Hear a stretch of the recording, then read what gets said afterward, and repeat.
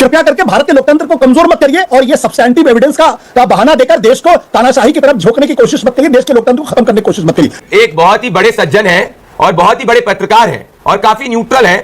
उन्होंने 7 जनवरी 2024 को लिखा था, ईवीएम पर फालतू की बहस बंद होनी चाहिए। यह भी एक धंधा हो गया है, या तो पुख्ता सबूत लाओ या फिर चुप रहो। ऐसी बकवासबाजी से लोकतंत्र में लोगों का भरोसा कम होता है। ये सज्जन का नाम है आशुतोष जी, जो यहां बैठे पैनल पे 7 जनवरी 2024 को 2:14 पे इन्होंने ये बात कही। दरअसल आपको मैं सच्चाई की बात बताता हूं क्या है। देश में पहला बूथ लूटने का काम कांग्रेस पार्टी ने बेगूसराय में 1957 में करा था। इमरजेंसी लागू करने का काम कांग्रेस पार्टी ने किया था, लोकतंत्र खत्म करके, संविधान खत्म करके। चुनाव आयोग को राज्यसभा के अंदर भेजने का काम कांग्रेस पार्टी ने किया था। चुनाव आयोग को केंद्र मंत्री बनाने का काम कांग्रेस पार्टी ने किया था। ये मेरी राय है, ये मेरी राय है कि जब तक आपके पास सबूत ना हो तब तक आरोप न लगाइए। मेरी राय है।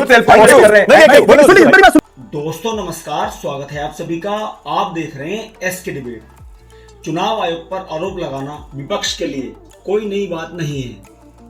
बिहार में जल्द ही विधानसभा के चुनाव होने वाले हैं, लेकिन इससे पहले ही विपक्ष ने चुनाव आयोग पर आरोप लगाने शुरू कर दिए हैं। आप जानते ही होंगे, कई महीनों से लगातार राहुल गांधी ने महाराष्ट्र विधानसभा चुनाव को लेकर अभियान चला रखा है कि वहां वोटर लिस्ट में गड़बड़ी हुई है, वोटिंग में गड़बड़ी हुई है। लेकिन अब जब राहुल गांधी को और कांग्रेस पार्टी को चुनाव आयोग ने उनके आरोपों के जवाब देने के लिए बुलाया, तो राहुल गांधी चुनाव आयोग के दफ्तर नहीं पहुंचे। अब सबसे बड़ा सवाल यही है कि अगर चुनाव आयोग पर आरोप लगाना है तो उनके दफ्तर क्यों नहीं जाना है। तो आज की डिबेट इसी मुद्दे पर होने वाली है। बीजेपी की तरफ से प्रदीप भंडारी और राजनीतिक विश्लेषक और कांग्रेस पार्टी के समर्थक आशुतोष गुप्ता हैं। दोस्तों वीडियो बहुत शानदार होने वाली है। आपसे अनुरोध है वीडियो को अंत तक जरूर देखें। वीडियो पसंद आए तो लाइक करें, शेयर करें, कमेंट करें और मेरे चैनल को सब्सक्राइब करें। जो दोस्तों मेन डिबेट स्टार्ट करते हैं, चलिए शुरू करते हैं। संवैधानिक संस्थाओं पर आरोप लगना बंद होना चाहिए। सब्सटेंटिव एविडेंस लगाइए। देखिए आशुतोष, मैं आपसे देखिए, इस बात पर आप और मैं सहमत रहते हैं। हमने पहले भी बात की है कि इलेक्शन कमीशन को हर सवाल का जवाब देना चाहिए, जो भी मिलना चाहे उससे मिलना चाहिए। मुझे 30 सेकंड। लेकिन आशुतोष एक सेकंड, लेकिन आशुतोष, ये जो आरोप लग रहे हैं, आपको इनमें कोई दम दिखाई देता है? इस पर भी थोड़ा बोलिएगा। कोई भी दम दिखाई देता है आपको? मानक मैं इस विवाद में नहीं पढ़ना चाहता हूं। जो आरोप लग रहे हैं वो आरोप सच है, गलत। मैं ये कह रहा हूं कि भारत का विपक्ष अगर उसके मन में कोई शंका है, अगर वो आरोप लगा रहा है तो उसका जवाब दिया जाना चाहिए। नहीं आशुतोष, मेरा सवाल दूसरा है। मैं ये कह रहा हूं, अगर मान लीजिए विपक्ष सिर्फ एक सोर लूजर की तरह बिहेव कर रहा है और जो आरोप लगा रहा है उसके मन में वो शंका नहीं है, वो जानबूझकर आरोप लगा रहा है ताकि इलेक्शन कमीशन पर उसकी छवि को बिगाड़ा जाए, तब? नहीं मानक ये तो आपका इंटरप्रिटेशन है कि मैं तय नहीं कर रहा हूं। नहीं, मैं तय नहीं कर रहा हूं। मैं कह रहा हूं अगर ऐसा है तो भाई देखिए, हमें नहीं पता ना आरोप सही है। मैं कह रहा हूं, चलिए मैं कह रहा हूं, मैंने आपकी बात मान ली। अब मैं आपको एक उदाहरण देता हूं। 1972 में बलराज मधोक, जो उस वक्त जनसंघ में थे, उन्होंने इंदिरा गांधी की जीत के बाद यह आरोप लगाया कि 33 करोड़ जो बैलेट पेपर्स पे जो थे, उनपे जो इंक थी, केमिकल जो इंक थी, वो फर्जी थी और उस पे वो इंक दिखाई नहीं पड़ती थी और कुछ समय के बाद वो इंक कांग्रेस पार्टी को वोट देती हुई दिखाई पड़ती थी। बलराज मधोक ने आरोप लगाया था। आरोप बिल्कुल निराधार था, उसका कोई मतलब ही नहीं था। अच्छा तो क्या किया जाए? बलराज मधोक को जेल भेज देना चाहिए? अरे भाई, राजनीति है, लोक सत्ता पक्ष विपक्ष दोनों है। दिल्ली के अंदर चुनाव हो रहा था, विपक्ष ने गंभीर आरोप लगाए। बंगाल के मुख्यमंत्री ने गंभीर आरोप लगाए। राहुल गांधी गंभीर आरोप लगा रहे हैं। 2024 के चुनाव के पहले 9 विपक्षी पार्टियों ने चुनाव आयोग से वक्त मांगा क्योंकि उनके मन में कुछ सवाल थे। चुनाव आयोग ने वक्त नहीं दिया। अब बिहार के अंदर चुनाव होने वाला, विपक्ष आरोप लगा रहा। लोकतंत्र सिर्फ सत्ता पक्ष का नाम नहीं है। लोकतंत्र सत्ता पक्ष और विपक्ष दोनों का नाम है। अगर देश के अंदर विपक्ष के अंदर सवाल है, उसके मन में कुछ गहरे सवाल खड़े हो रहे हैं, तो ये इलेक्शन कमीशन की जिम्मेदारी है, एक बार नहीं 100 बार उनकी शंका का समाधान करे।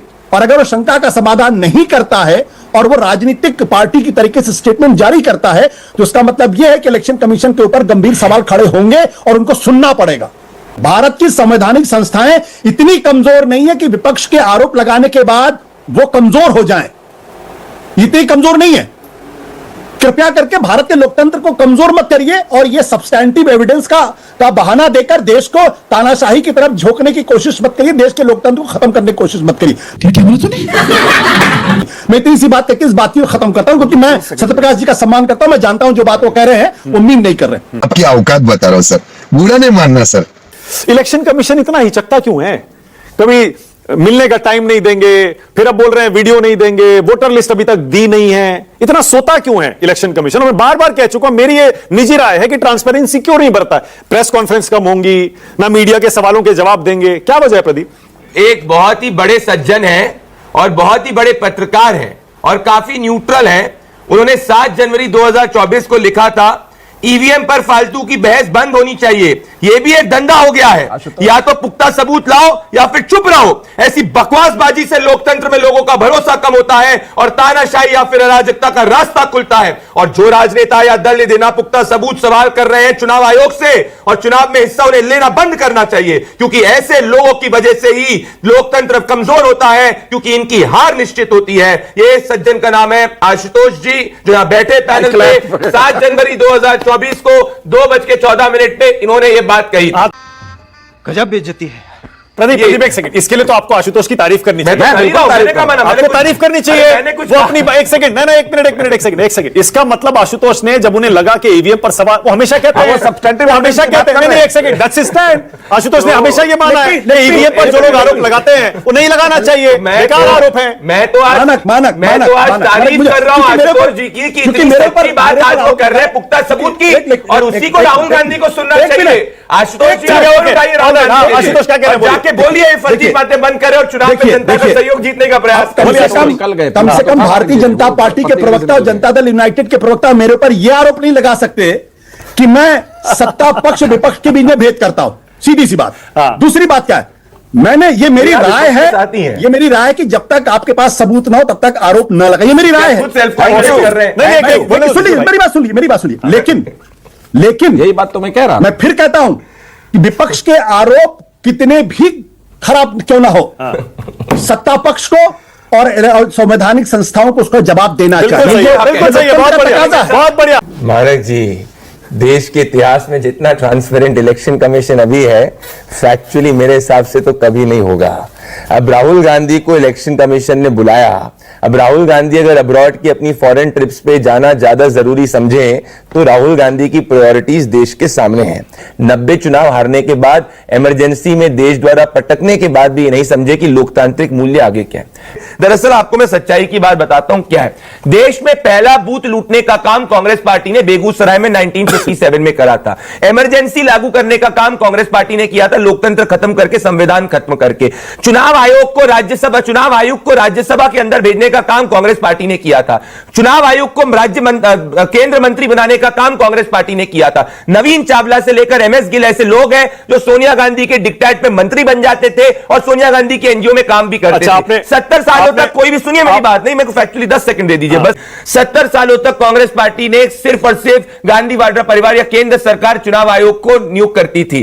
पहली बार एक जो है कंसेंसस बना है और 3 मेंबर की बॉडी बनी, और ये 3 मेंबर की बॉडी को चैलेंज करके कोर्ट में गए थे। कोर्ट ने इनकी पिटीशन को खारिज कर दिया था। दरअसल बात तो सही है।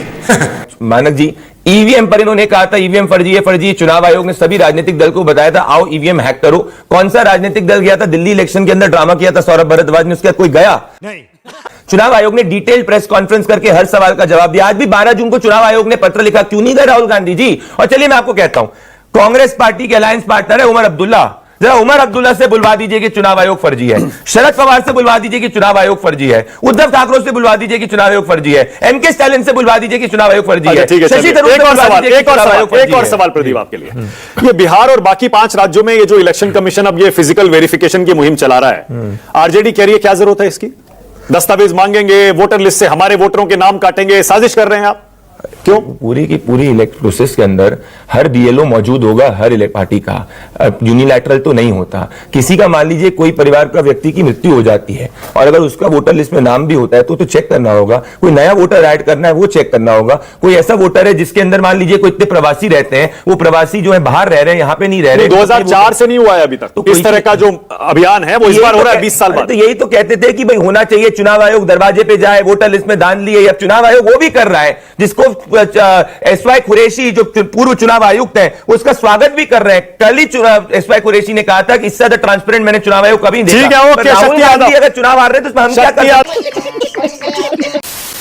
देखा दोस्तों, आपने आशुतोष गुप्ता और प्रदीप भंडारी दोनों को सुना।